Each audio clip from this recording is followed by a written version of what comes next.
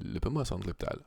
Pratimui reikės platformos, kėdės, staliuką ar kažko panašaus, kad galėtume ant jo lipti. Aš naudoju mažą staliuką. Prieiname prie jo, pastatysime vieną koją ties jo viduriu, suraskite balansą, kad tvirtai stovėtume ir pratimą atliksime lipdami į viršų. Svarbu išlaikyti tiesią nugarą ir naudoti pastatytą ant suoliuko koją.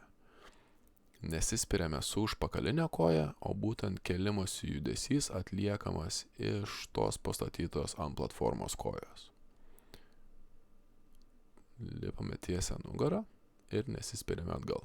Dabar parodysiu, kaip atrodytų, kai pratimas atliekamas neteisingai ir atsispiriame nuo galinės kojos. Taip daryti nereikėtų.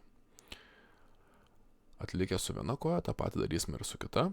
Pastatome į vidurį, surandame balansą ir tiesią nugarą, naudojantis sulenktą koją, stojame, skylame į viršų.